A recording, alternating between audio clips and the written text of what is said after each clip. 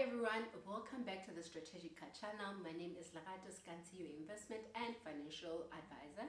So do remember that this channel is dedicated to sharing financial tips and personal finance tips so that you can start dealing with your personal finances and managing your money better. Strategica is licensed by the Central Bank of Lesotho to provide any advice, and if you do need professional advice, do contact us so that we can assist you. And remember that what we're sharing here does not constitute as advice, but it's generally tips to help you manage your money better. So today we're actually going to be talking about over indebtedness and actually sharing a little bit about over indebtedness. In the past week, the Central Bank of Lesotho hosted a roundtable that was actually discussing over indebtedness, and I thought this also goes in line with what Global Money Week was actually highlighting, which was plan your money and plan your future. And over indebtedness simply means that you failed to plan your finances, and now you find yourself stuck and unable to pay for your debts actually, or meet your monthly obligations when it comes to settling your debts, settling your loan accounts, which might be your clothing accounts as well, your furniture that was bought actually on credit. So the list goes on and on. I thought those two topics actually go hand in hand, and I thought it's very important for us to highlight the importance of over indebtedness in the light of what was shared in the past week. So just to explain what over indebtedness means, it just simply means that you have actually acquired more debt than you are able to pay off. So there are quite a number of reasons why people actually do this, but few that were stated were that one, you find that people are actually not truthful in terms of their disclosure when it comes to the different financial institutions when it comes to lending.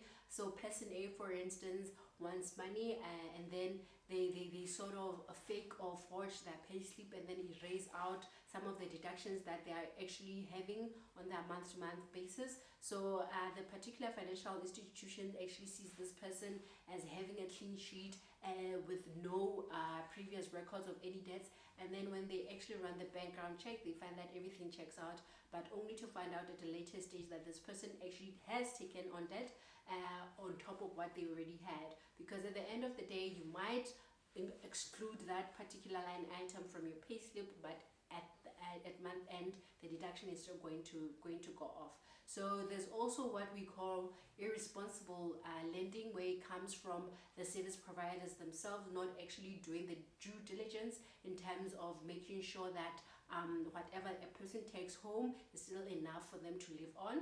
In Lesotho, it's supposed to be 35% of your salary. So if your debts or your monthly obligations or deductions go beyond 65% of your income, then it means that you shouldn't be taking any more debt. So your take home should always be at a minimum 35% of your take home.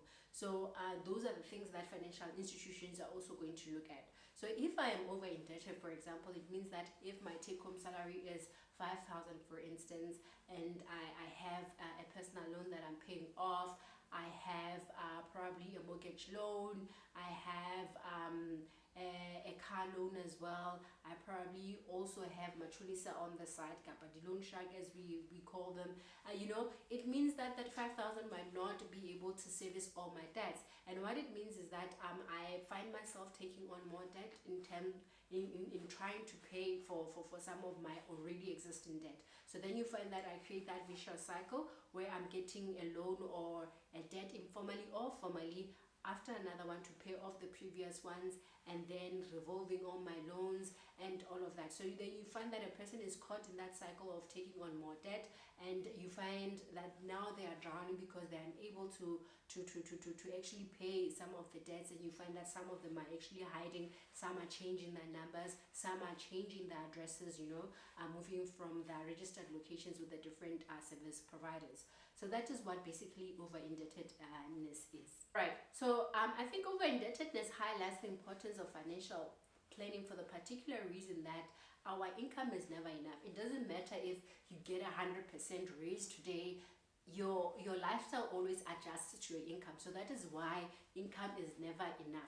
So if I was on 5,000 and then I get 10,000, my lifestyle is going to quickly, within 3 to 6 months, it would have adjusted to my new income levels. So this is why it doesn't matter even if you were to go to a salary of 10,000 to 100,000, your lifestyle just adjusts and you're still going to be struggling no matter the level of income that you're at. So the main thing, or the solution to this, means that you need to sit down and plan your finances. And planning your finances means that you need to seek the help of a financial planner, sit down with them and plan your finances. Planning your finances means that you're going to look at different areas of your finances. You're going to look at your budget. You're going to look at your risk planning. You're going to look at your debts. How are you servicing your debts? Are you paying enough? Are you paying little? Should you be making extra payments? Should you be investing? And all these questions that are coming to mind when it comes to your finances, a financial planner will help you to answer them and to make sure that the income that you have is able to sustain you. And the minute your income is able to sustain you, it means that whenever you get extra income, then it can go towards building your future, which comes to you now probably going into investing, saving more, having enough put away for your emergency fund. Really, I can never stress enough the importance of financial planning, because if I am not planning financially, it means I do not know where my money is going. So this means that if it is month end, and you know how we do it, people are going out month end, we are going to, you know what, and we are all going out and spending so much, and then come Monday, that's when we realize actually I have overspent this past weekend when it comes to my entertainment. And if I didn't plan going out, it means I probably cannot afford that going out. And people never sit down to say, in terms of my entertainment budget, this is how much I am going to use. And because you're not sitting down with yourself and being very truthful to yourself with what it is you're going to spend on your entertainment, it means that you're already going to overspend. If I've overspent on my entertainment this past weekend, it means Monday morning when I finally sit down and look at my bank balance and I start tabulating what it is that I need to pay off, that's when I'm actually going to realize, oh, actually, I'm already short when it comes to paying off my rent. And if I'm already short with paying my rent, I'm probably going to go to a loan shark. A loan shark gives me the monthly rent with a very high interest rate, which means now I'm entering that cycle of getting what? Additional debt in order to finance my lifestyle. And if any of you have watched that movie, Confessions of a Shopaholic, you should know how she was ignoring debt collectors left, right, and center, because she knew that she was now what? She was addicted to shopping. She had financed her shopping with all these credit cards, and all these debt collectors were calling her to collect that debts, but she was now ignoring them because she couldn't pay off that debt. So she was overly indebted, up until the point that she decided to, you know what, she's turning over a new leaf and she's going to do better with her finances.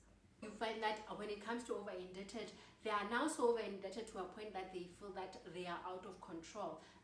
And if I feel like I'm not in control of my finances, people get depressed. And we know that mental health is an issue these days. You find people taking their lives, which also means that as a breadwinner of the family, the children, and anyone who was financially dependent on that particular person, they are now at a loss end because they do not know what they're going to do when this person is gone. So the best thing is always, if you feel that you're not in control, seek the help of a financial professional. They will assist you and make sure that you get in control of your finances. And the other thing is that people, it is not the norm for us to be discussing our finances. I don't know when was the last time that you actually sat down with your husband or your partner or even friends and said, okay, friend, I feel like I can't actually afford this lunch date that we are on. Is it possible that we can do something cheaper as opposed to going out to an expensive restaurant? And because we're not talking about money, people always assume, if I'm the person that can afford, people will always assume if I say, let's go along or let's go somewhere, I'm the one who's always going to take care of the check or the bill, for instance. But sometimes you find even the people who can afford find themselves in very dire situations and are actually not able to afford. But because of my previous status that I'm the one with money and I don't want to let go of that status and actually face the reality that I do not have enough to actually afford my previous lifestyle, for instance, then you find that people now get into debt in order to finance that particular lifestyle. There's also the movie Keeping Up with the Joneses, or We Are Keeping Up with the Mahapis, because all of a sudden we see people with fancy houses and we think, those are my age mates or we are ex-classmates. What have I been doing? It means I also have to level up, and keep up with the standards, and because I came to fail, all of a sudden I find myself having to take on additional debts in order to make sure that I'm keeping up with the levels that I feel my peers are at. So that is a very dangerous road to be on, because it means that you have not actually evaluated your situation and come to grips or have had that self-acceptance to accept what it is that you can you have not had that self-awareness as it is what it is that you can and can't do. So it's very important that you always paint that picture out. It always starts with a budget. Take a budgeting template. We always advocate for the 50-30-20 budget rule. But even if you don't want to get it complicated, just sit down, tabulate all your expenses, tabulate your income, see if you have a deficit or a surplus. The minute you see that you're already paying more, or you actually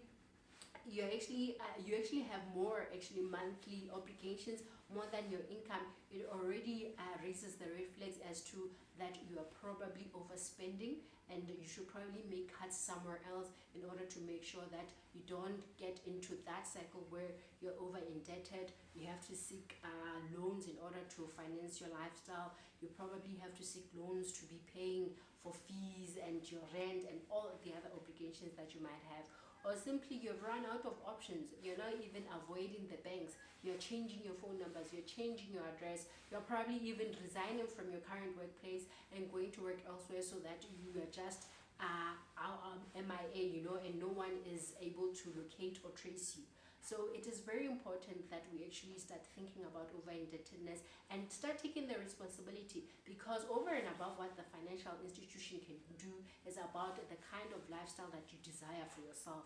And if you're a person who's very honest with themselves and you can sit down with someone, talk about your finances, seek a way out, see if you can have an additional form of income, see where you can make necessary cuts in your budget, and make sure that you actually take control of your finances. So I do know that this was quite a mouthful, but I hope that we have shared enough so that going forward that we start thinking about issues of debt and over indebtedness, and trying to be responsible consumers as well when we go out and seek credit. And we do so because we know that we actually need the facility, and we know why we are going out to get that particular credit, or it be a clothing account, or it be, that there's so many forms of credit that come with being out there in the financial market. So please do be aware of the different options that are available to you.